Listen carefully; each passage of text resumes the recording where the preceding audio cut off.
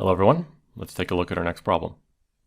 Imagine a ladder leaning against a vertical wall with its feet on the ground. The middle rung of the ladder has been painted a different color on the side so that we can see it when we look at the ladder from the side. What shape does the middle rung trace out as the ladder falls to the floor? Okay, so I have in fact seen this problem before,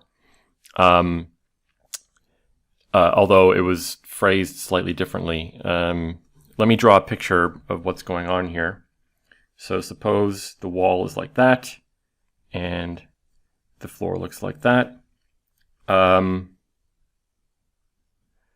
so the ladder is leaning against the wall.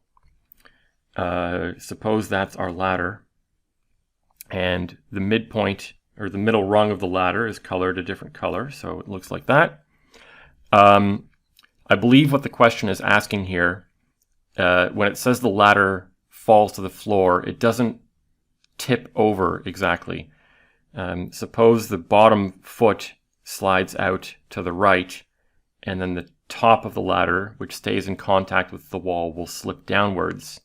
This middle point, the middle rung, will trace out some path in the plane as it does that. So I happen to know the answer to this is a circle, because I've solved a question like this before, but I'm going to go through the computations and set the problem up the way that I did when I solved this many years ago. So it'll be useful to introduce some kind of coordinate system. I'll let x be the distance that the foot of the ladder is away from the wall. And I will let y be the distance that the top of the ladder is from the floor. Then, and I'll call L the length of the ladder. So at any point in time, we of course have L squared is equal to x squared plus y squared. And I will say that P and Q are the coordinates of the midpoint, or the middle rung. So that's P and that's Q. And so at any point in time, we also have that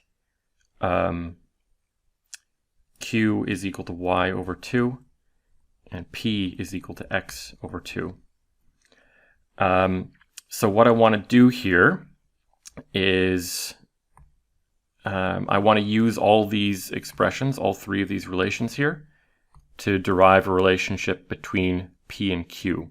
And what I'm going to do is just solve for x and y out of these. Of course, x and y are equal to 2p and 2q respectively. I'll substitute those into here and then do some simplification. Okay, so here we have the relationship between P and Q in terms of the length of the ladder.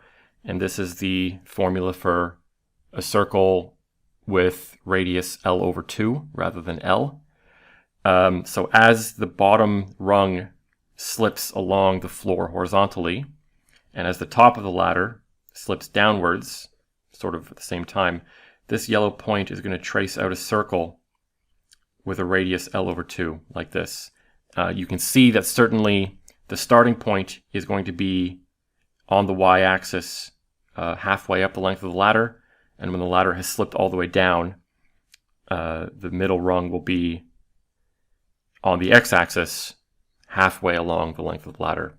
And in getting from one point to the other, it traces out a circle. I don't think there's much else to say about this problem, but if I think of anything, if I've made some kind of silly mistake, check the description. Otherwise, thanks for watching.